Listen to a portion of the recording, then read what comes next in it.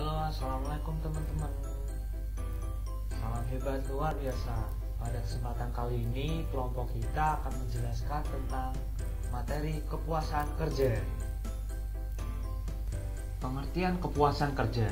Kepuasan kerja adalah perasaan positif atau negatif dan sikap seseorang tentang pekerjaan yang mereka jalani.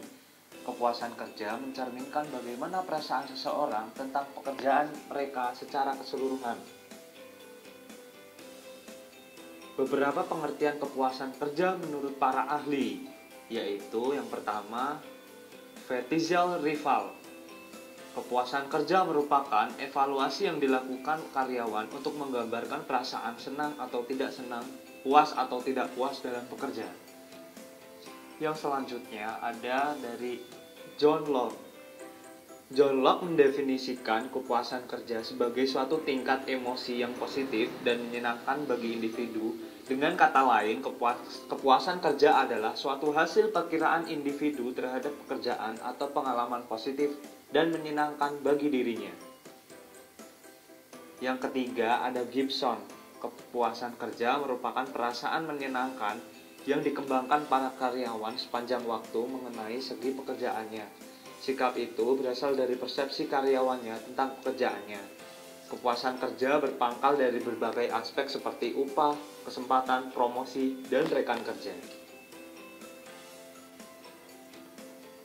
Berdasarkan beberapa pengertian di atas, maka dapat disimpulkan bahwa kepuasan kerja adalah perasaan puas atau menyenangkan individu terhadap pekerjaannya yang merupakan hasil penilaian bersifat subjektif terhadap aspek-aspek pekerjaan yang meliputi kepuasan terhadap pekerjaan itu sendiri, gaji yang diterima, kesempatan untuk promosi dan pengembangan karir, kualitas supervisor, serta hubungan dengan rekan kerja. Kemudian ada sumber-sumber kepuasan kerja. Menurut Weaver, dalam Lady 1999, kepuasan kerja dipengaruhi oleh peran disposisi individu. Sedangkan menurut Locke, dalam Lady 1999, sumber-sumber yang mempengaruhi kepuasan kerja seseorang terbagi dalam dua kategori, yaitu yang pertama, event and condition, terdiri dari A. Tantangan pekerjaan. Menurut Locke, pekerjaan yang memberikan tantangan secara mental membuat individu merasa puas menjalankan pekerjaannya. B. Tuntutan pekerjaan secara fisik. Pekerjaan yang melelahkan akan membuat karyawan merasa tidak puas. C. Minat pribadi terhadap pekerjaan. Seseorang yang didukung oleh minat pribadi individu yang bersangkutan akan menghasilkan kepuasan kerja yang tinggi. D. Struktur pemberian penghargaan. Struktur pemberian penghargaan yang inovatif bagi suatu performasi kerja akan membuat karyawan merasa puas. Artinya, pemberian penghargaan terhadap karyawan dilakukan dengan sistem yang transparan sesuai dengan performasi kerja karyawan yang bersangkutan.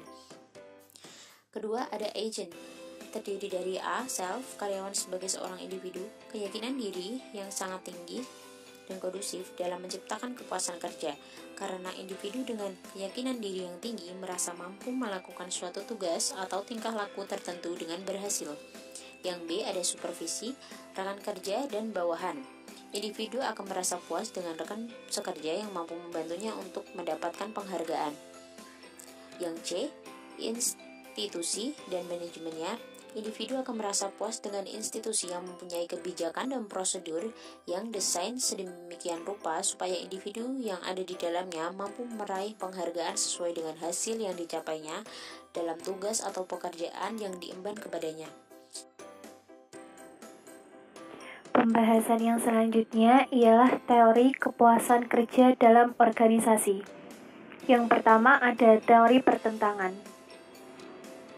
Teori pertentangan dari Locke menyatakan bahwa kepuasan kerja atau ketidakpuasan kerja terhadap beberapa aspek dari pekerjaan mencerminkan penimbangan dua nilai. Yang pertama, pertentangan yang dipersepsikan antara apa yang diinginkan seorang individu dengan apa yang ia terima. Yang kedua, pentingnya apa yang diinginkan bagi individu.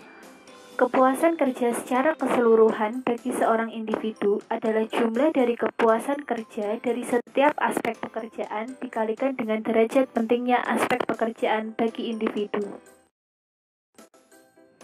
Contohnya, untuk seorang tenaga kerja, satu aspek dari pekerjaannya, misalnya peluang untuk maju, sangat penting.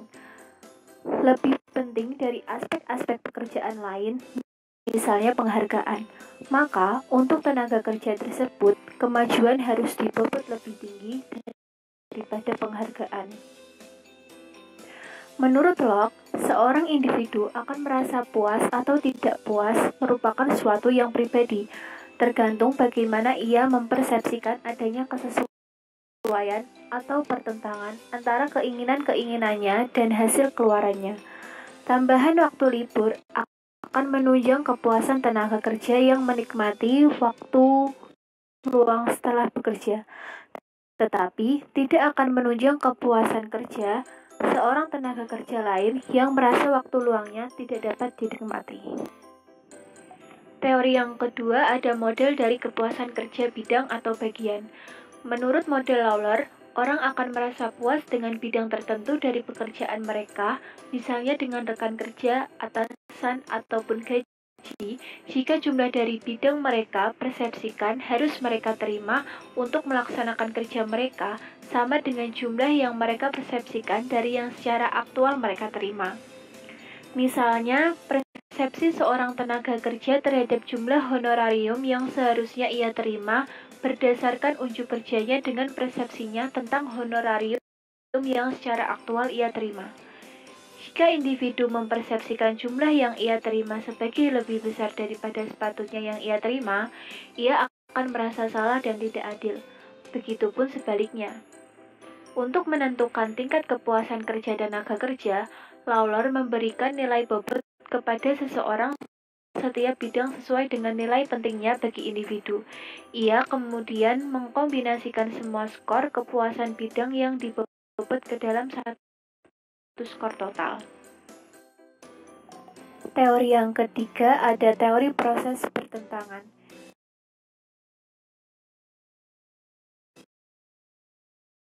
Teori ini menekankan bahwa orang ingin mempertahankan suatu keseimbangan emosional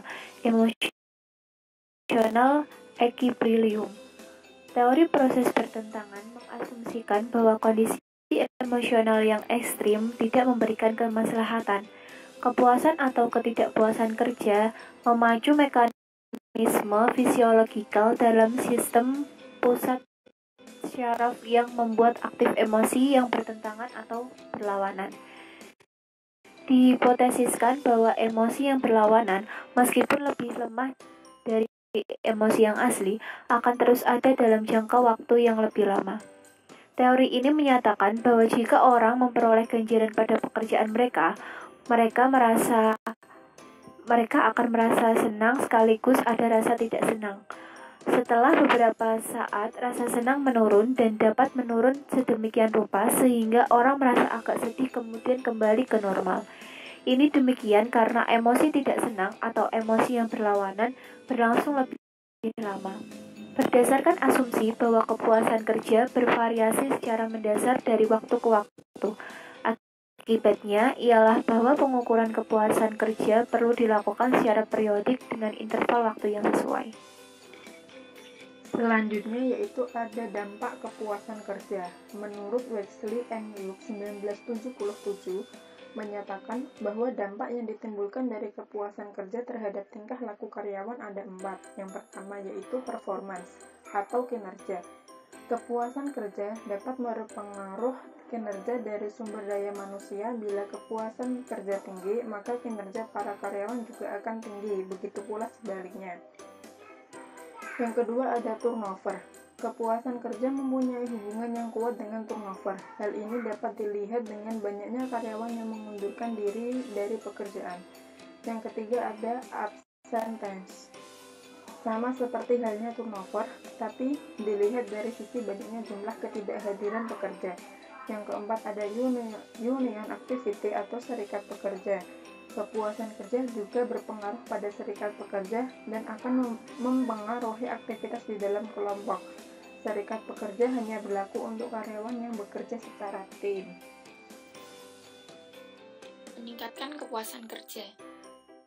Menurut Reggio, peningkatan kepuasan kerja dapat dilakukan dengan cara 1. Melakukan perubahan struktur kerja. Perubahan yang bertambah macam-macam tugasnya. Praktik untuk para pekerja yang menerima tugas-tugas tambahan pekerjaan. 2. Melakukan perubahan struktur pembayaran. Perubahan sistem pembayaran ini dengan merubah gaji karyawan sesuai dengan keahliannya. Para pekerja digaji berdasarkan pengetahuan dan keterampilannya daripada posisinya di perusahaan. Pembayaran kedua dilakukan berdasarkan jasanya. Sistem pembayaran di mana pekerja digaji berdasarkan performance-nya. Pencapaian finansial pekerja berdasarkan pada hasil yang dicapai oleh individu itu sendiri. Pembayaran yang ketiga adalah gain sharing, atau pembayaran berdasarkan pada keberhasilan kelompok. 3. Pemberian jadwal kerja yang fleksibel. Dengan memberikan kontrol pada pekerja mengenai pekerjaan sehari-hari mereka, yang sangat penting untuk mereka yang bekerja di daerah padat, di mana pekerja tidak bisa bekerja tepat waktu, atau untuk mereka yang mempunyai tanggung jawab pada anak-anak.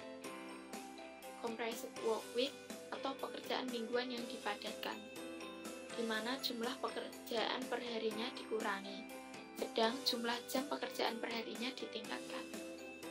Para pekerja dapat memadatkan pekerjaannya yang hanya dilakukan dari hari Senin hingga Jumat, sehingga mereka dapat memiliki waktu longgar untuk liburan.